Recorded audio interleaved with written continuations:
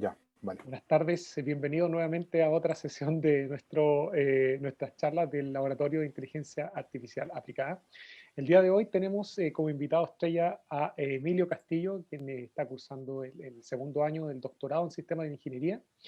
Y hoy día nos va a hablar sobre un tópico apasionante, interesante y misterioso. ¿Ah?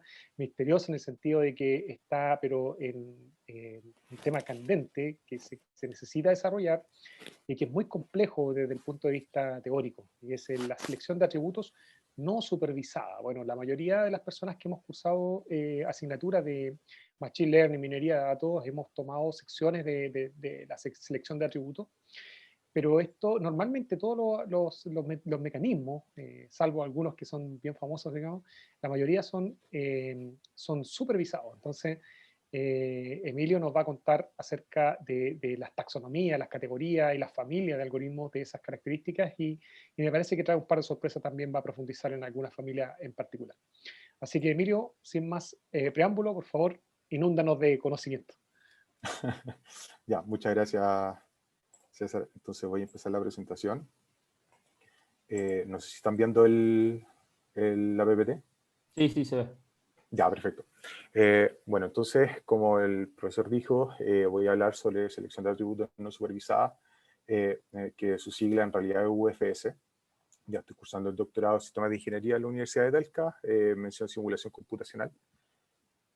Así que el contenido de la presentación se basa en 4 puntos: introducción a la reducción de la dimensionalidad como grandes rasgos, una breve pincelada de selección de atributos no supervisados, algunos algoritmos de selección de atributos no supervisados y, por último, quiero recalcar un algoritmo, en realidad tomar un algoritmo que se llama Nibals, ¿ya?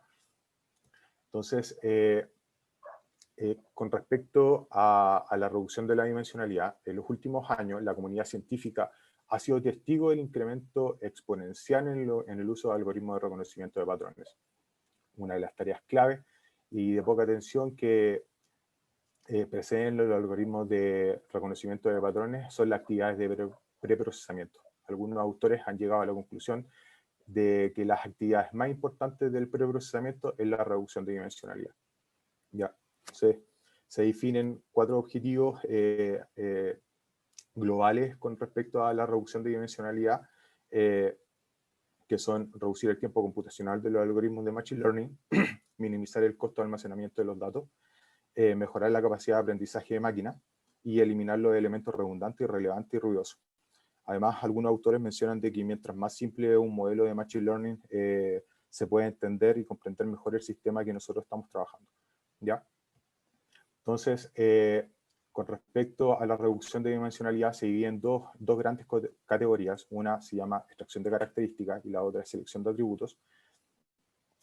Con respecto a la selección de atributos, existen tres categorías más, que son supervisados, semisupervisados y no supervisados. Ocupé estas 3 categorías porque la mayoría de los autores mencionan de que son 3 categorías, ¿ya? Algunos autores mencionan que son 2, tanto supervisados como no supervisados, solamente por el hecho que semisupervisados es una mutación híbrida entre supervisados y no supervisados, ¿ya? Pero me gusta reconocer de que semisupervisado es una categoría completamente autónoma. Y con respecto a la extracción de características, se divide en 2 categorías, tanto supervisados como no supervisados. Con respecto a algunas definiciones, la extracción de características selecciona características en un espacio transformado, la cual no tiene un significado físico claro, ya dado que es una combinación lineal entre cada una de los atributos, por ejemplo, PCA supervisado, LDA, o algún otro algoritmo que descomponga el espacio.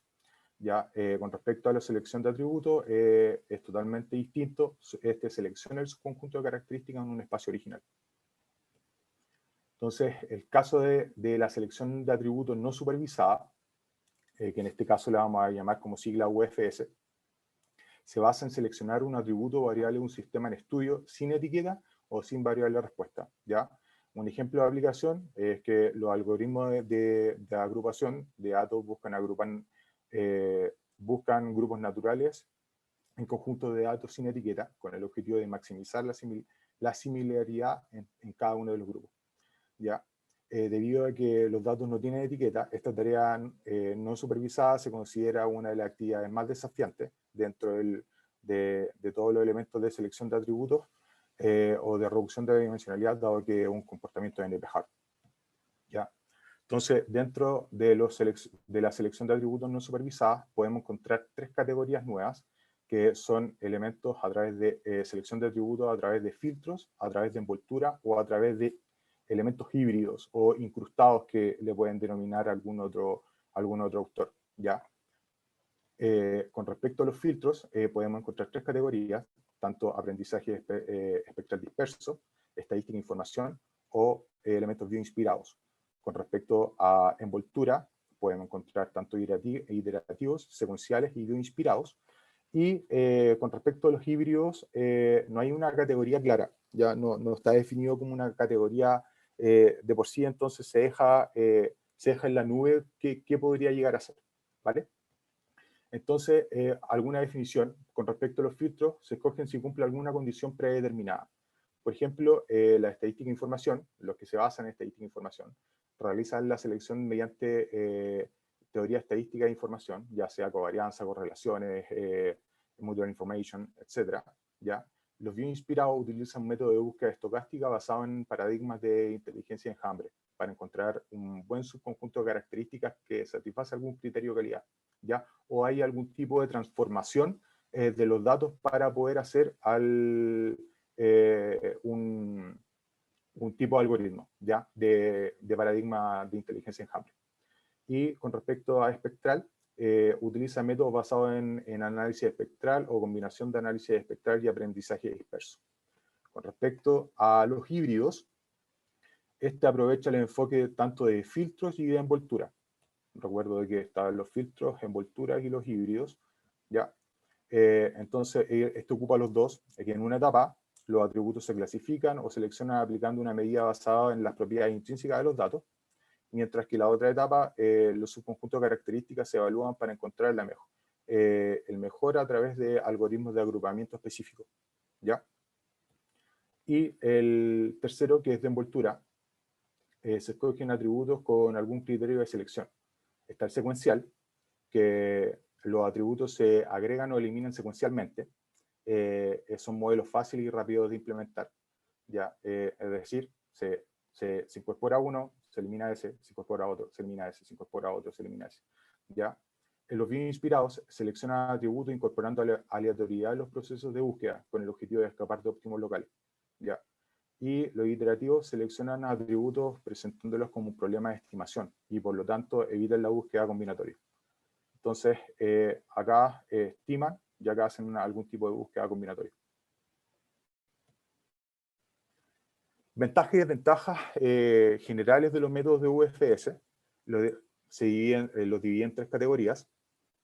Con respecto a los métodos basados en filtros, las ventajas que son rápidos, son escalables y son independientes del algoritmo de agrupación, dado que no trabajan con un algoritmo de agrupamiento como tal que vayan maximizando o minimizando algún tipo de propiedad, y son paralelizables. La desventaja es que ignora la interacción con algún algoritmo de agrupamiento. Con respecto a los de envoltura, interactúa con el algoritmo de agrupamiento que se utilizará, dado que estoy ocupando, por ejemplo, algún problema combinatorio, ¿ya? Y se puede modelar dependencia de características. Las desventajas, muchos autores mencionan de que hay riesgo sobre ajuste, alto costo computacional, dado que estoy haciendo un problema combinatorio. La selección es específica para el algoritmo de agrupamiento utilizado.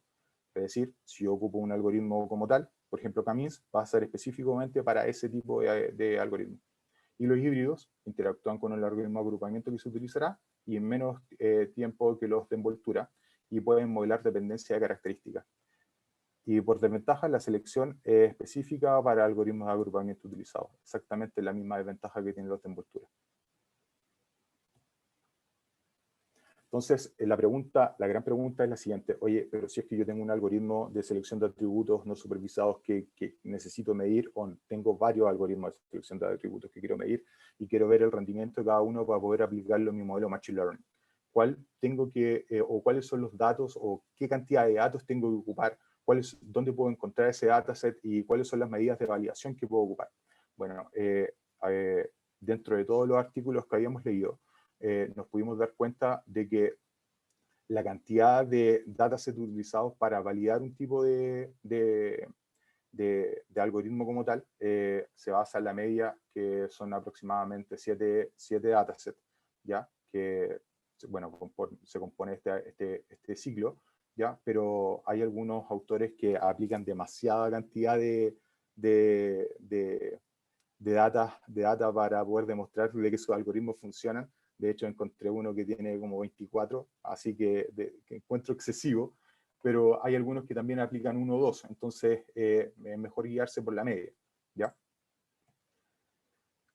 ¿De dónde sacan este tipo de dataset?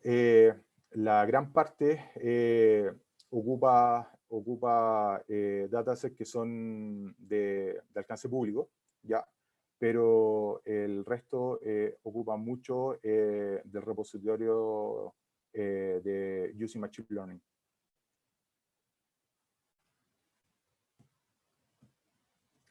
Con respecto a los algoritmos utilizados para validación, acá me voy a frenar un poco, porque hay muchos autores que mencionan de que cada vez que yo quiero comparar un algoritmo de selección de atributos no supervisado, tengo que compararlo con algún algoritmo de clasificación. ¿Ya? En este caso pueden ocupar Decision Tree, que es KNN, Naive-Bayes, Super Vector Machine.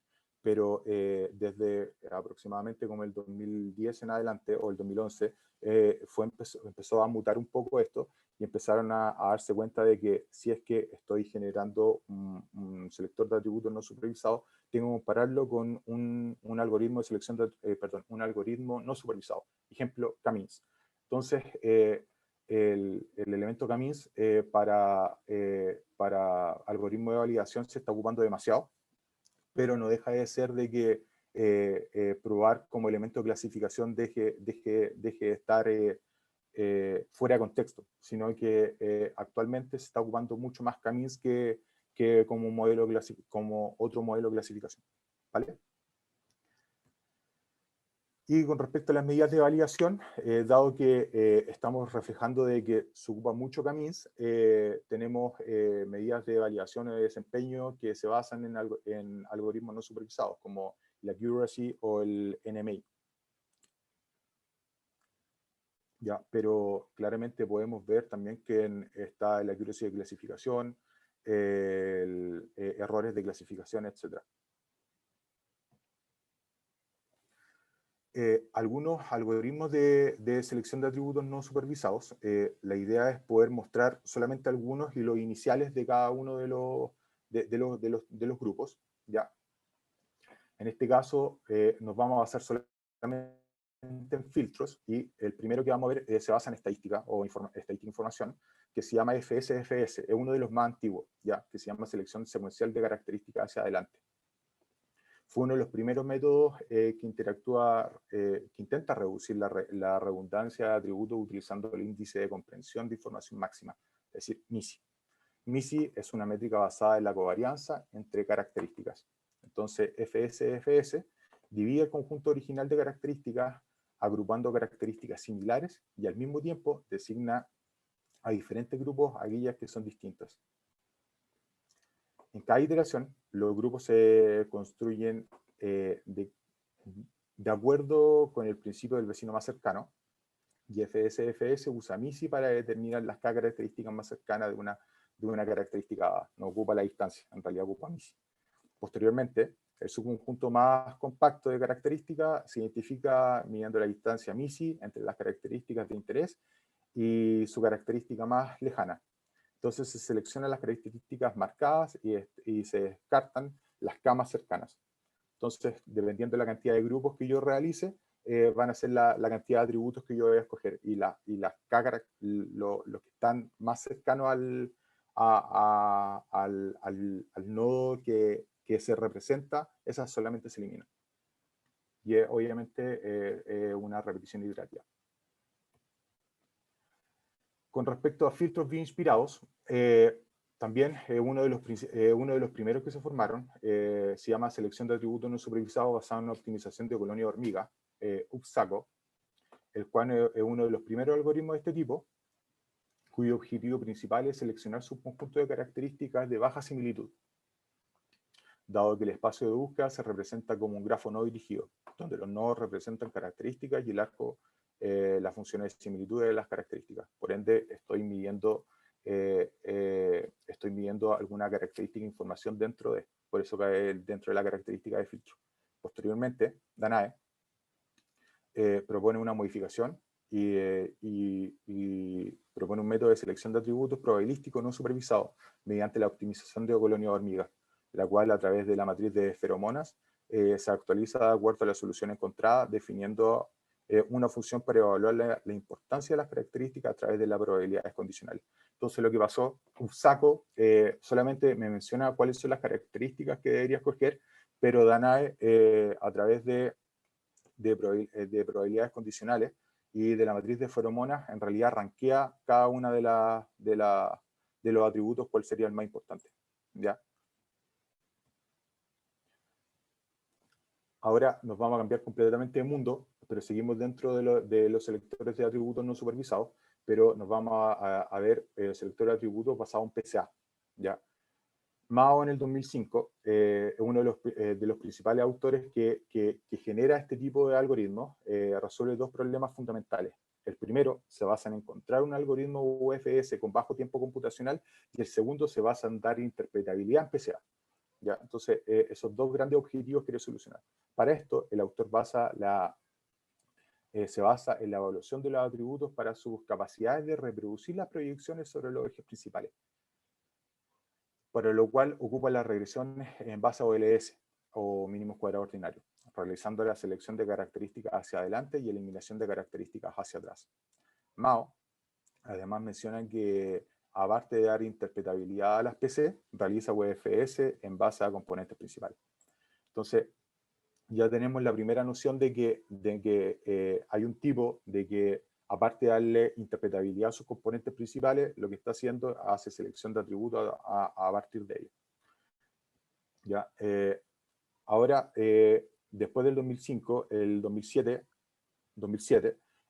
hay otro autor que lo realizó este algoritmo en una conferencia, y me gustaría poder explicárselos para que podamos comentarlo y ver qué deficiencias o qué arreglos podríamos llegar a realizar.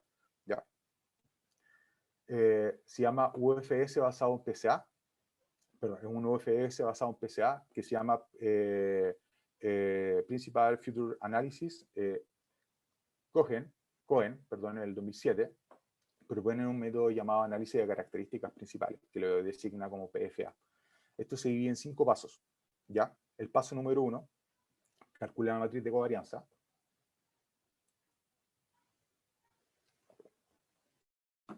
El paso número 2, calcula las componentes principales, los valores y los vectores propios. El paso número 3, define qué porcentaje de variabilidad total desea explicar y elige un subespacio Q de componentes. El paso 4, agrupa los vectores propios utilizando k-means y la distancia que ocupa es la distancia euclidiana. Y el paso 5, para cada grupo encuentra el vector propio más cercano al centro del clúster y elige la característica correspondiente a eso para P características, es decir, realiza P clúster, ¿ya? Donde P tiene que ser menor o igual a Q. El autor acá recomienda de que la cantidad de componentes principales tiene que ser mayor 5 veces, no, P más 5 aproximadamente, ¿ya? Por eso menciona de que tiene que ser P, tiene que ser menor a Q, ¿ya? Entonces, el texto que está abajo es una definición clara de que por qué me gustaría ver este tipo de algoritmo. Dice, esta característica se puede considerar como la característica de los grupos. Es decir, la característica que nosotros definimos es la característica propia del grupo, la más dominante en él, ¿ya? Y que tiene menor información redundante de las características de los otros clústeres. Por lo tanto, satisface ambas propiedades a lograr una gran extensión en los espacios dimensionales inferior y la buena representación de los datos originales.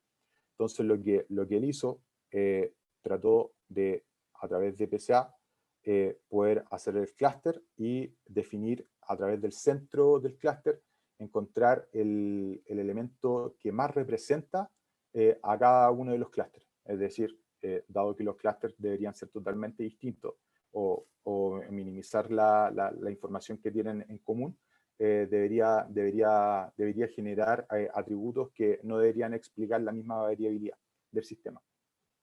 Entonces, ese sería el algoritmo de Cohen. Y la pregunta es, ¿qué deficiencias le podrían ver ustedes en este algoritmo? Aparte de que Camins claramente tiene dificultades al inicio, en la inicialización.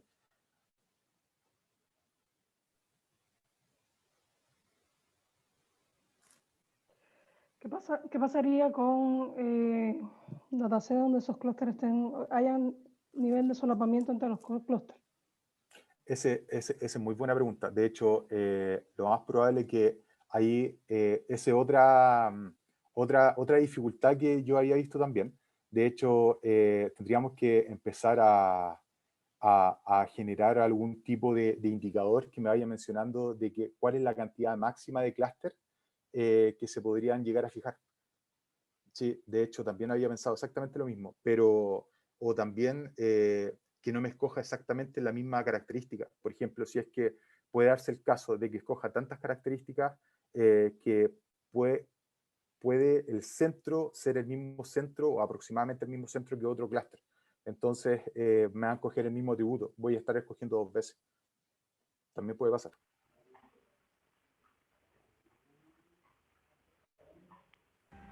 Y bueno, lo que pasa, disculpa, Jimmy.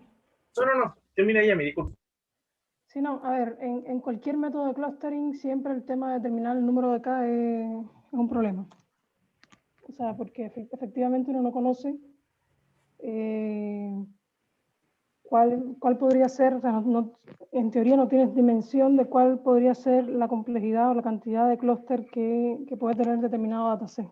Aunque sí hay estrategias que te permiten ir optimizando, o sea, ir variando esos valores o adaptando los valores de las K en función de algún tipo de heurística o de conocimiento del dominio del dataset específico.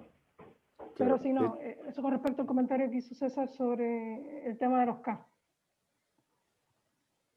Claro.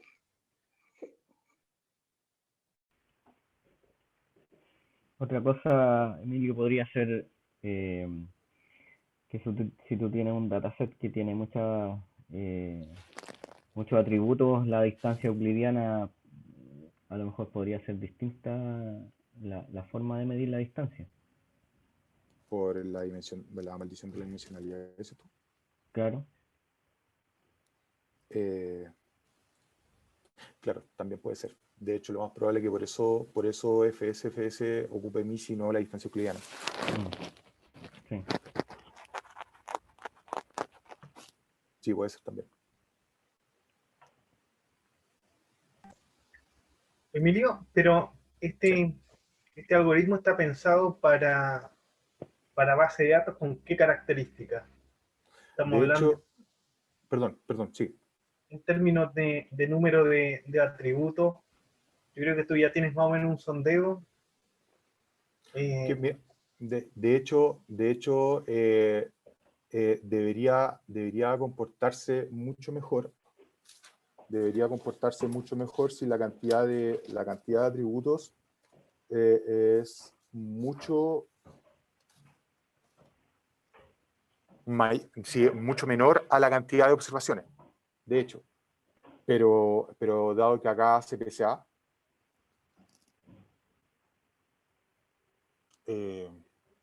de hecho, a ver, el autor no menciona para qué tipo de dataset funciona bien este algoritmo. De hecho, lo ocupa para elementos de reconocimiento facial, ¿ya? Y él comparó su rendimiento con PSA, ¿ya? Y mencionó de que los rendimientos eran iguales o mejores.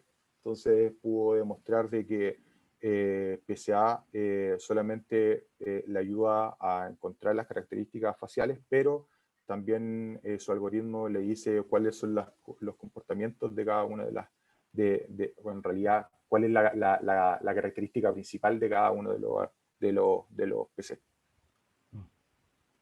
Pero no menciona para qué tipo de dataset podría llegar a funcionar mejor. Acá en el chat César pone que Camins trabaja con datos vectoriales. Que si tú has visto qué pasa con datos categóricos. Pero es que para eso hay alternativas. Acá modas. Claro.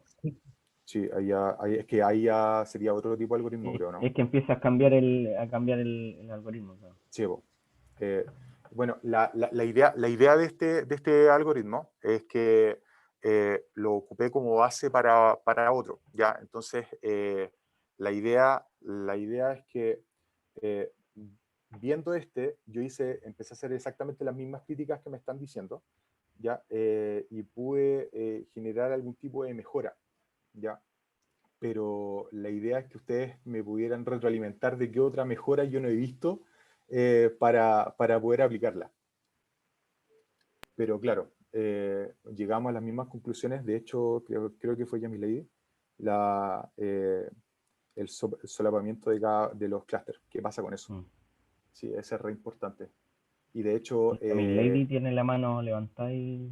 Sí, no la veo. No así sé que... si está, Emilio, está o sea, con lo que el... quería preguntar era si vas a terminar con la presentación y después entonces te ponen las observaciones de... Sí, perdón. Sí, o vamos a el continuar. debate lo hacemos ahora. Sí, no, continuemos y después Okay, vale, seguimos al final con entonces. Sí, por favor. Ya, entonces, dado que este algoritmo se basa en PCA, voy a presentar un algoritmo súper antiguo que se llama NIPALS. Lo más probable es que alguno lo conozca. ¿Ya? Que NIPALS, en realidad, como una pequeña introducción, Hermann Wald en 1966 lo creó. ¿Ya? NIPALS son estimaciones no lineales y iterativas a través de mínimos cuadrados parciales. Ya. Si el NIPALS en realidad funciona el PLS funciona a través de NIPALS, no hace PCA, hace NIPALS, ¿ya? Entonces, lo que hace NIPALS permite realizar análisis de componentes principales con datos faltantes, ¿ya? Es su primera gran propiedad. Y obtiene su estimación a partir de la matriz de datos reconstruida. Fundamentalmente realiza una descomposición singular de una matriz de datos mediante la secuencia iterativa de proyecciones ortogonales. Entonces, teniendo una matriz de datos de network P, donde tenemos P variables explicativas, ¿ya? Donde X tiene una matriz de rango A, y las variables de X1 hasta XP tienen que estar centradas y reducidas. Se descompone X de la forma T sub H por P sub H, ¿ya? Traspuesto. Donde T sub H son las componentes principales y P sub H son los vectores directores de los ejes principales. Entonces, las variables XJ se presentan de la función de las componentes, ¿ya? XJ se propone con P sub HJ por T sub H, y los individuos XY se expresan en la función de los vectores desde el P sub 1 hasta el P sub A, con el T sub HI por P sub H. El algoritmo es súper simple en realidad, pero si se fijan, acá en el paso 2.2, dado que una secuencia iterativa se repite hasta converger el P sub H, ¿ya? Y en el paso 2.2.1, el P sub H representa, antes de la normalización, los coeficientes de la regresión sobre la componente D sub H, ¿ya? Y en el paso 2.2.3, el T sub H es el largo de la proyección ortogonal de sobre P sub H. Entonces, lo que nos queda acá es esta forma de acá. En realidad, estamos viendo el residuo. Entonces, lo que hace NIPALS genera desde la segunda componente en adelante, empieza a generar sus componentes a través de los residuos. ¿Ya?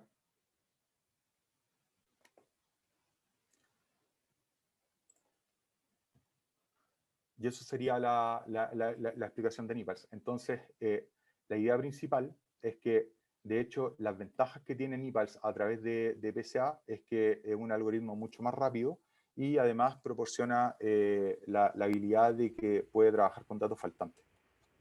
Entonces, ahora, esa era la presentación y la idea ahora, a través de, ya que vimos NIPALS, podemos empezar a criticar con mayor fuerza este algoritmo. Ya, ahora sí, no me acuerdo quién estaba hablando. Yamin Lady, creo que Sí, quería... gracias Luis. Te pido, Emilio, que vayas atrás en las diapositivas, a donde mencionas sobre los tipos de aprendizaje.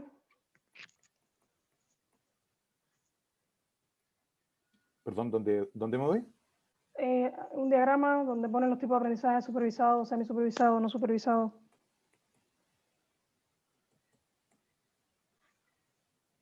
¿Acá? No, antes. Antes de eso. No, no tengo otro antes. ¿Este? No, No, donde el de dice... antes, Emilio. Bueno, entonces después. Sí. Después tengo ese diagrama. No, es que lo que pasa es que está en la... no, sí, el primer diagrama, pero está en la tercera fila el tipo de aprendizaje. Ah, ya, ok. No, pero no. A ver, dame un segundo.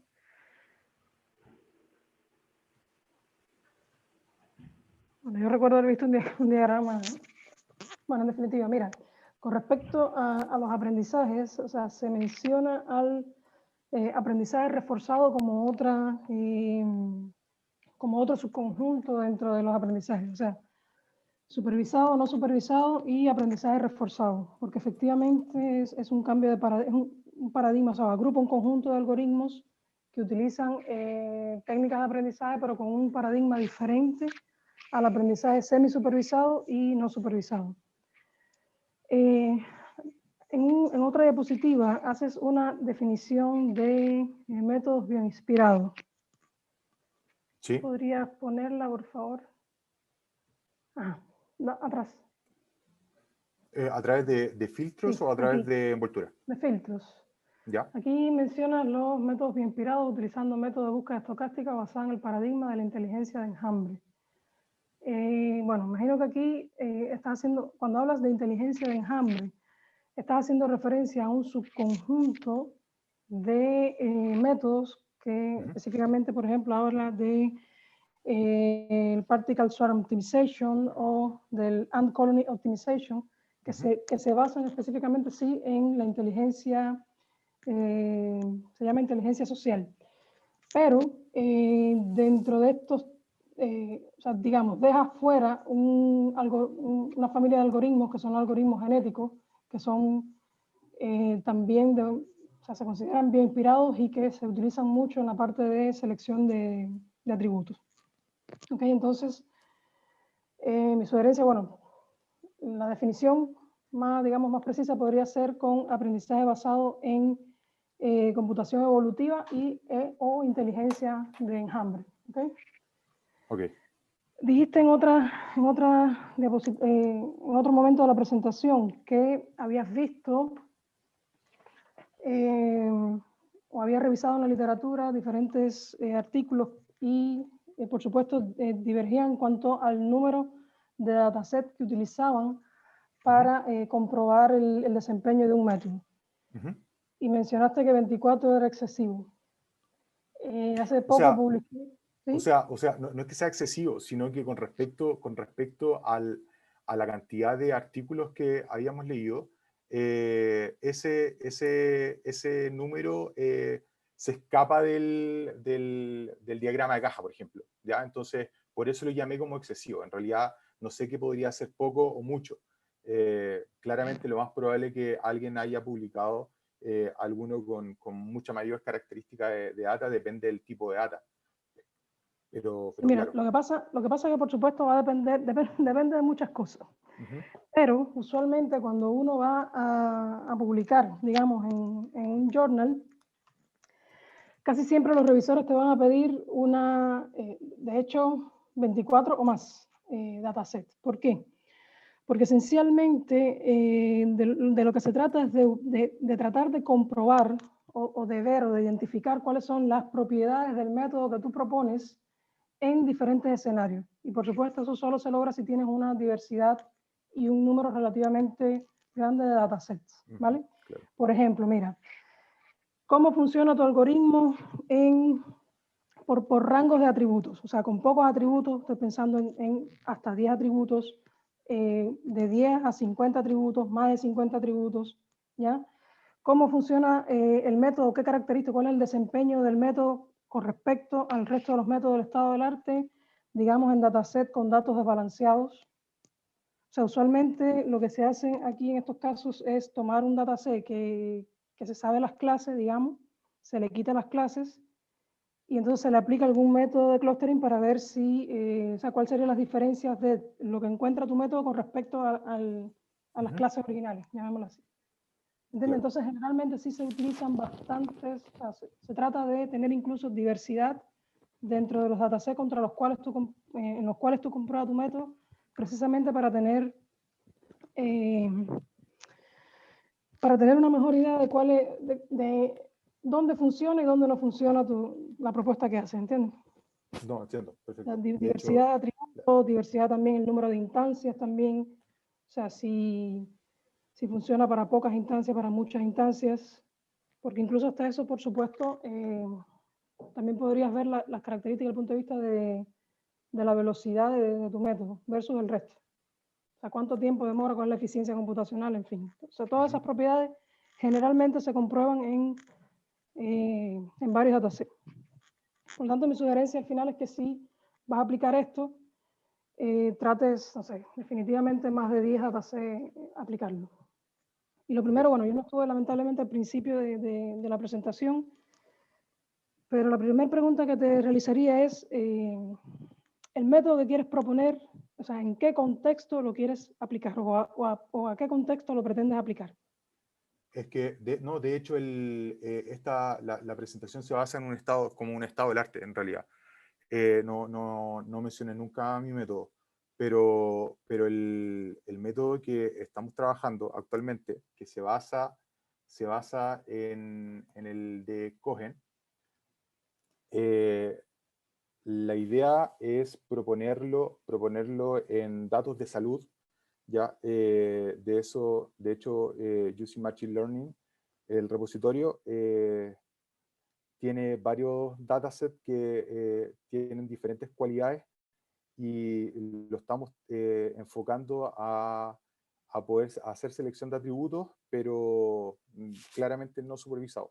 Pero nunca había mirado la perspectiva de generarlo para un dataset en específico, ¿ya? Por ejemplo, siempre había tomado la mayor diversidad de datasets posible. No sé si me explico. Fíjate, más que para un dataset específico hago referencia a un dominio de aplicación, o sea, un dominio, digamos. Mi método, o voy a desarrollar un método para datos, digamos, categóricos. O voy a desarrollar un método que funcione para datos mixtos. O voy a desarrollar un método que funcione para datos numéricos. ¿Entiendes? Ah, perfecto. A eso es lo que me Ya. refería. Ah, ¿Por ya, qué? no, Porque netamente a lo numérico. mejor, numéricos. ¿Por qué? Porque si estás tomando como referencia el PFA y se hizo para datos numéricos, pues entonces, digamos, te concentrarías en ese tipo de dataset y por supuesto tratarías de intencionar tus resultados, ¿ya? Con respecto a eso y a los datasets de la UCI, mi sugerencia es que no te confíes por el etiquetado que tienen cada uno de los datasets en el sitio web. ¿Por qué? Porque mi experiencia dice que, o sea, en mi experiencia hay, a veces diverge un poco. No sé, te dicen que tienes, digamos, 10 atributos y que de los 10 atributos 5 son numéricos. Sin embargo, cuando tú analizas el problema, te das cuenta que en realidad no son numéricos. O sea, sí, aparecen números, pero en realidad son de tipo discreto. o sea, en un rango números enteros del 1 al 10. ¿Ya? Y entonces eso también son afectaría categorías, tu claro. método. Sí. Entiendo. Ok. Ya. Muchas gracias, Yamile. De hecho, no Gracias. me había percatado de que podría tener error la base. Sí, bueno, ahí generalmente uno hace un análisis exploratorio inicialmente antes de usar el dataset. ¿Alguna consulta adicional Oye, para Emilio? Sí, sí, Luis, lo que pasa es que incluso con el análisis exploratorio, el punto es que si tú no te metes en el problema, en el dominio, y en definitiva lo que tienes que buscar, más que el análisis exploratorio, por supuesto es relevante, pero es entender los datos, es información sobre los datos, ¿entiendes? Claro. Eso. Sí, no, Porque yo, ahí uno se da claro, cuenta me que las refiero variables a no están. descartar solamente, claro, lo que a mi propuesta no, definitiva no le va a funcionar. Claro, obviamente hay que tener un experto, ojalá, del dominio siempre. Jimmy, creo que Jimmy tenía parece que quería hablar. consulta. sí, yo tengo varias dudas porque la verdad es que yo no había visto selección de atributos bajo un contexto no supervisado. Eso no lo había visto jamás. Entonces, eh, tengo algunas preguntas porque quiero aprender, básicamente.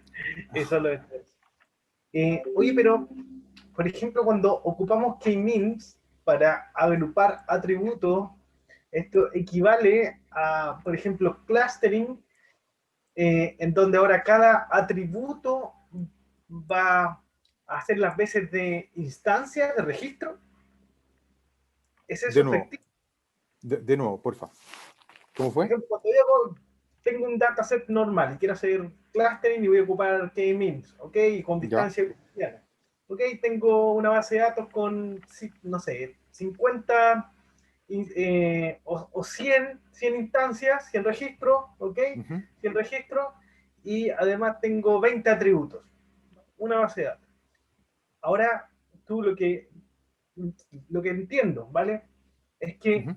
podemos agrupar los atributos utilizando, por ejemplo, k-means, ¿vale? U otra alternativa, pero eso significa que los atributos los voy a trabajar como si fueran las instancias, como si fueran los registros. Ah, ya, te entendí. Tú lo más probable es que estés pensando en este. Claro, lo que Mm, hace acá, sí. claro, lo trabaja como si las variables fueran las instancias, exacto. De hecho, las componentes las trabaja como si fueran las variables. Pero entonces eso significa que, por ejemplo, si tengo una base de datos con 200.000 registros, que tampoco Ujú. está inalcanzable, ¿no?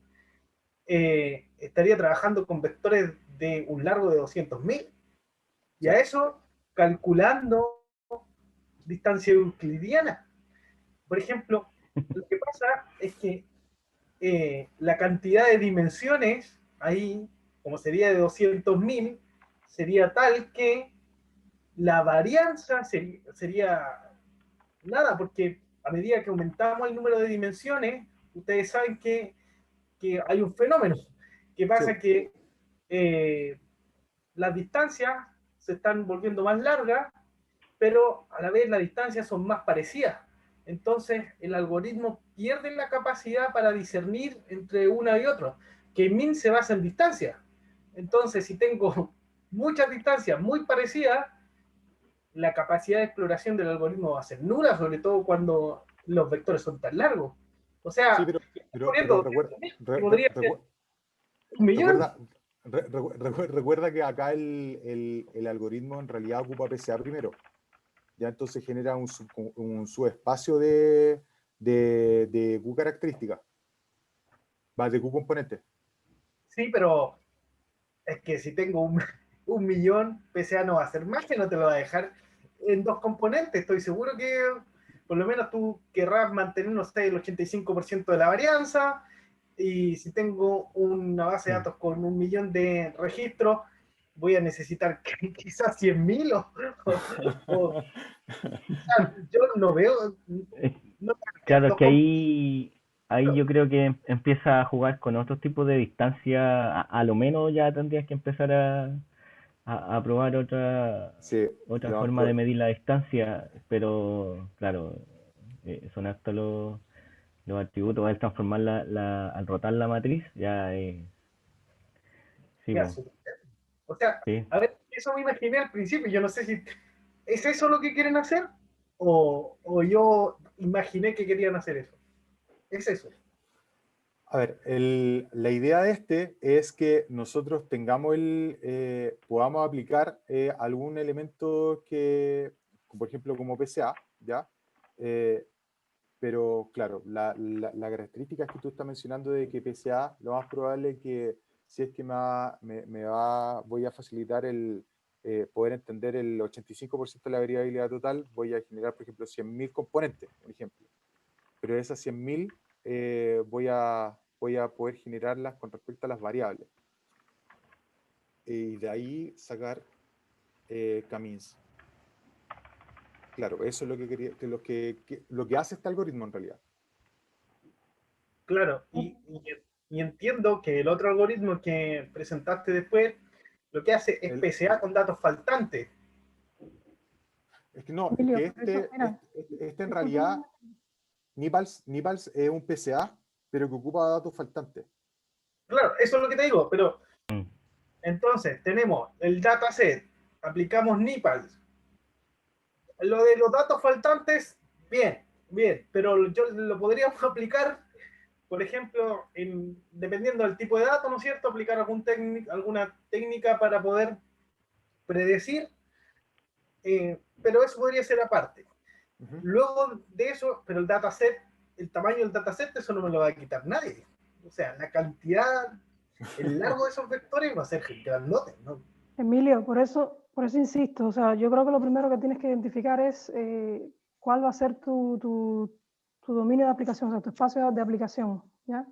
Digamos, tú dices, ok, yo voy a aplicar o quiero enfocarme en datasets que tengan, digamos, menos de 200 atributos, ¿ya? O hasta 200 atributos, o, Mm. no sé, hasta 100 atributos, digamos. Y entonces ahí comienzas a probar. Sí, ¿Ok? Efectivamente, uno puede aplicar otros tipos de métricas para esos espacios que son demasiado grandes. Sí, Igual claro. tienen dificultades, ¿entiendes? Pero entonces, de esa forma te enfocarías en las sí. características de tu problema, ¿entiendes? Y Incluso, tratarías de claro, atacar las características de tu problema. Con respecto a sí, esto de los datos faltantes, al final lo que hace internamente es una especie de imputación de valores, ¿entiendes? Pero es lo que dice Jimmy, al final Sí, de hecho. las dimensiones van a ser las mismas. sí, se ve La diferencia, que los algoritmos, perdón, Yamile, es que sí, se ve que el algoritmo funciona finalmente por lo que comenta Jimmy, que funciona con pocas instancias, porque cuando tú haces la rotación te va a quedar más cómodo, digamos, al nivel de atributos. Como que por ahí va el dominio del algoritmo.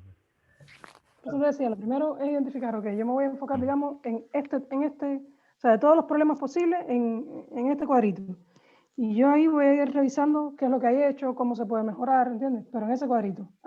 Después que ya yo tengo una propuesta, entonces, con esos experimentos que te cuento, entonces voy viendo cómo se comporta. Y ahí vas haciendo los ajustes en función de eso, ¿entiendes? De la retroalimentación que te van dando los métodos, o el método, cuando lo vas aplicando en diversidad de datasets.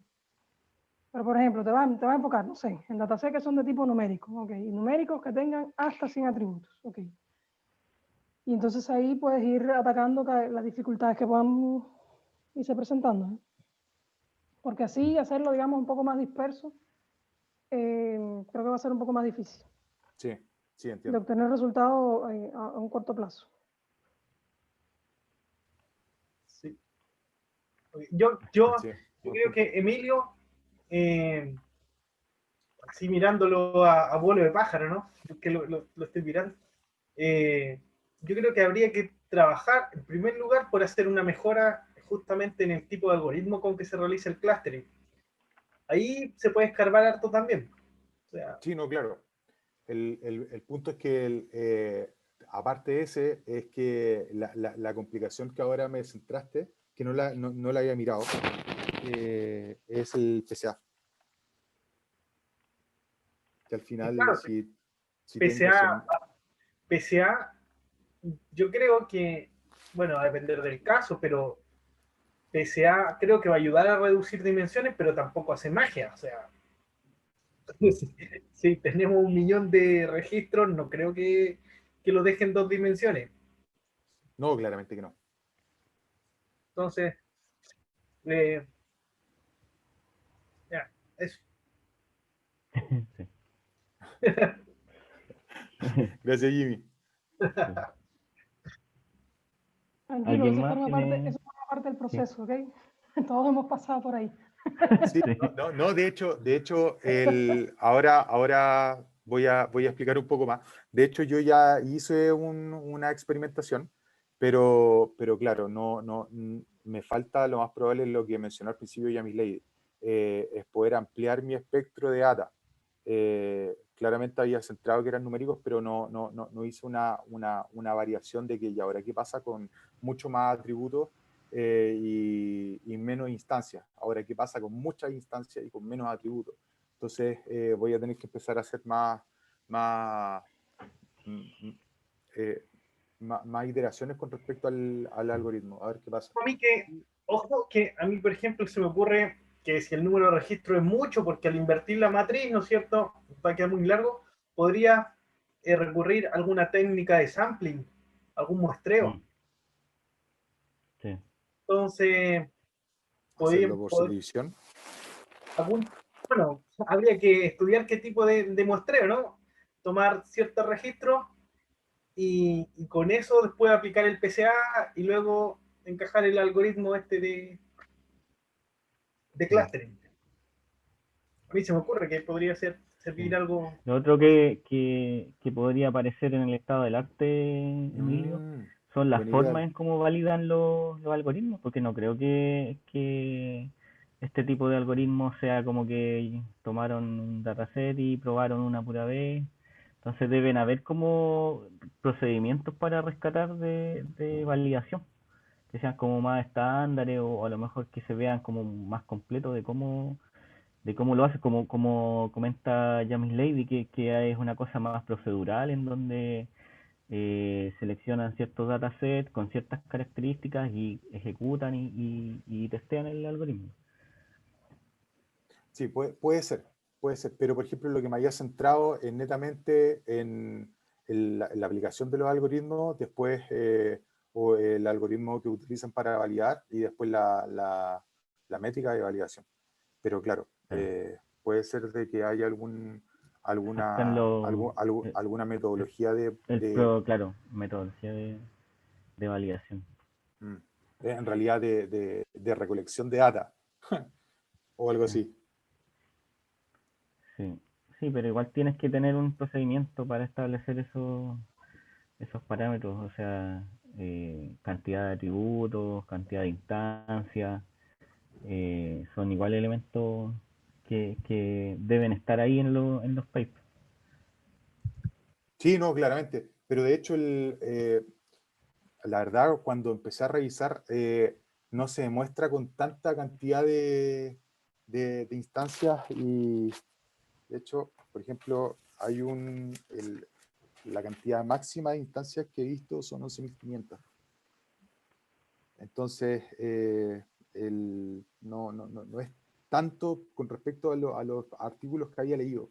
Entonces, lo más probable es que tenga que irme a algún otro tipo de artículos que pueda encontrar algún dataset que tenga mucha más instancias.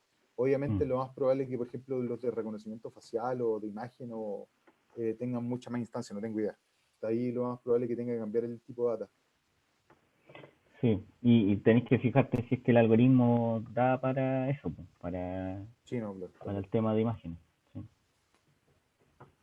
sí. Eso, no sé si alguien tiene más Fíjate, sí, consultas. ¿Sí? bueno, no sé específicamente el dataset, pero usualmente si son con imágenes biométricas, usualmente esos datasets suelen ser bastante, desde el punto de vista del dataset, fíjate, bastante homogéneos en cuanto en cuanto a los atributos. Entonces ahí sí tiene más sentido hacer estas reducciones que hacen, pero en dataset de origen, digamos, un poco más reales, Acuérdate que entonces vas a tener diferentes atributos con diferentes valores, rangos que miden diferentes cosas, entonces quizás ahí también genera un grado extra de complejidad Mm, versus datos de imágenes. Entiendo. claro.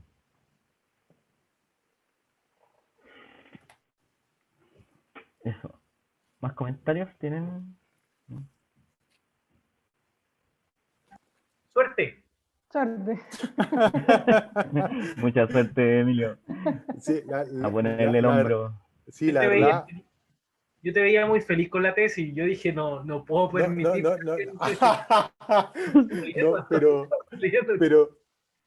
pero mira, la verdad, sí, por lo menos me gustó un montón el tipo de algoritmo, pero tengo que buscar de otra forma. Lo más probable que la idea que también me dijiste, Jimmy, la idea de muestreo, pero de qué forma poder hacerlo, de que tomar una muestra, después seleccionar otra, o por ejemplo tomar la matriz gigante que queda y ir seleccionando a través de partes y después esa selección, seleccionar nuevamente, no sé, hay que ver ahí.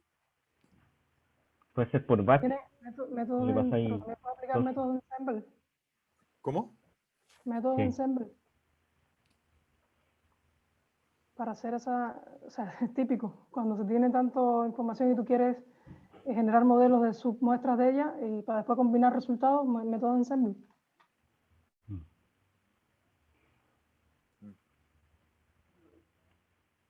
Sí. El Boruta trabaja así, pues, Emilio. A través de muestreo. Es que tiene un random forest ahí entre medio que básicamente es un ensamble. Ah, ya, perfecto. Sí. Sí, pero es que es bueno, en realidad hay algunos algoritmos de selección de atributos no supervisados que, que, que crean una etiqueta, ¿ya? Pero se ha visto de que de repente no colapsa ese tipo de algoritmos. Bueno, ya eso forma parte de tu pega como estudiante de doctorado. ¿Cómo? Que ya eso forma parte de tu pega como estudiante de doctorado.